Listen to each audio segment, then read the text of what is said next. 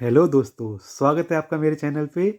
आज का विनोद का क्वेश्चन है गुरुजी के लिए कि गुरुजी ये बताइए कि एंटरप्रेन्योरियल कॉम्पिटेंसीज और ट्रेड्स क्या है, क्या झमेला है ये।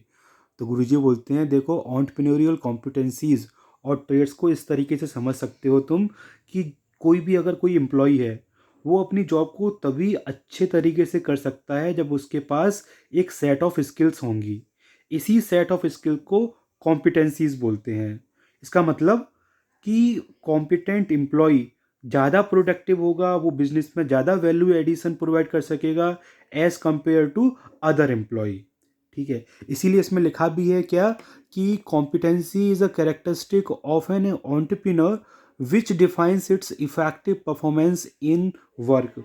मतलब कि एंटरप्रेन्योर की सफलता का राज क्या है, क्यों एक एंटरप्रेन्योर इतना सफल है, सक्सेसफुल है, ये किस बात पे डिपेंड करता है। ये केवल इस बात पे डिपेंड करता है कि उसकी कॉम्पिटेंसीज कैसी हैं उस पर्टिकुलर टारगेट को अचीव करने के लिए। तो job competence is the combination of the skills acquired by entrepreneur which includes, क्या क्या हो सकती हैं इसमें, नॉलेज हो सकती है, ढेर सारी स्किल्स हो सकती हैं, मोटिव हो सकता है। तो इन सब के कॉम्बिनेशंस को, जो स्किल सेट है, उसी को कॉम्पिटेंसी बोलते हैं, कॉम्पिटेंट बोलते हैं, राइट।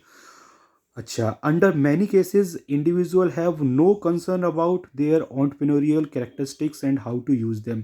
मतलब कि लोगों को पता ही नहीं होता विनोद कि एंटरप्रेन्योरियल कॉम्पिटेंसी या कैरेक्टरिस्टिक्स नाम से कुछ चीज़ें होती हैं, तो वो उन्हें यूज़ करने वाली बात तो दूर की चीज़ है। तो इसी वजह से पता है विनोद तुम्हें कि जो बड़ी बड़ी कंपनियां होती हैं उसमें कॉम्पिटेंसी इवैल्यूएशन की हेल्प से एम्प्लॉयज़ में स्किल गैप को एनालिसिस किया जाता है, आइडेंटिफाई किया जाता है, और फिर करेक्टिव एक्शन की हेल्प से उन गैप्स को फिल करते हैं वो लोग। जैसे कि भाई अगर लोगों को कोई टेक्निकल नॉलेज कम है या किसी तरीके की अड़चन आ रही है तो उनकी ट्रेनिंग लगा दी, ठीक है ना, उनकी काउंसलिंग कर दी, उनको वर्क्स उनके लिए वर्कशॉप अरेंज करा दी। तो इस तरीके की चीज़ें हैं जिसकी हेल्प से वो ये कॉम्पिटेंसी इवेल्युएट करते हैं और जहाँ प्रॉब्लम होती है वहाँ सॉल्यूशन भी प्रोवाइड करते हैं। तो कुल मिला के विनोद, यही सारी जो कैरेक्टरिस्टिक्स हैं, ठीक है ना, जो बेसिकली एंटरप्रेन्योर के पास होती हैं, ठीक है ना, क्योंकि अगर ये कैरेक्टरिस्टिक्स एंटरप्रेन्योर के पास होंगी तब भी वो सुपीरियर रिजल्ट दे पाएगा, वो इंटरप्राइज को या बिजनेस को ग्रो कर पाएगा, ठीक है ना। तो इन्हीं सभी कैरेक्टरिस्टिक्स को ही एंटरप्रेन्योरियल कॉम्पिटेंसीज या ट्रेड्स बोलते हैं, ठीक है।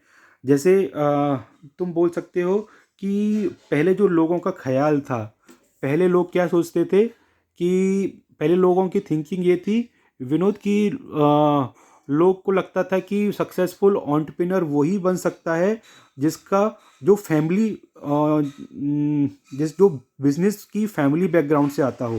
ये ज़रूरी है, लेकिन ऐसा विनोद बिल्कुल भी ज़रूरी नहीं है। अब तुम आजकल देख सकते हो विनोद कि बहुत सारे एंटरप्रेन्योर्स ऐसे हैं जो जिनका फैमिली बैकग्राउंड बिजनेस नहीं है, वो बड़े बड़े घरानों से नहीं आ रहे हैं।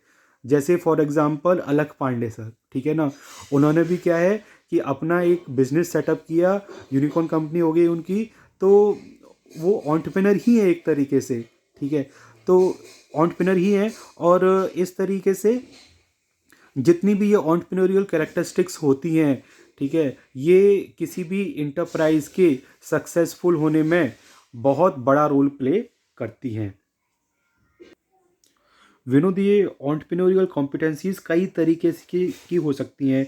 जैसे टेक्निकल कॉम्पिटेंसी हो सकती है कि भाई किसी को टेक्निकल नॉलेज नहीं है या एटीट्यूड बेस्ड कॉम्पिटेंसी भी हो सकती है। मतलब नॉलेज तो है बंदे को, लेकिन उसका एटीट्यूड सही नहीं है काम के लिए, वो काम करना नहीं चाहता, ठीक है। तो ये भी एक प्रॉब्लम है, ठीक है। ये भी हिंड्रेंस प्रोवाइड कर सकती है बिजनेस के ग्रो करने में। या प्रोडक्टिविटी बेस्ड कॉम्पिटेंसी हो सकती है। तो कई तरह की कॉम्पिटेंसीज हो सकती हैं जो बेसिकली क्या होती हैं, एंटरप्रेन्योरियल कॉम्पिटेंसीज होती हैं। अगर ये सही तरीके से अगर इवेल्युएट किए जाए, ठीक है, तो उसकी हेल्प से जो बिज़नेस है हमारा, जो बिजनेस वेंचर स्टार्ट किया है, वो अच्छे से डेवलप करा सकते हैं, मैनेज कर सकते हैं, उसको ग्रो कर सकते हैं। तो ये सारी चीज़ें हैं एंटरप्रेन्योरियल कॉम्पिटेंसीज और ट्रेड्स में।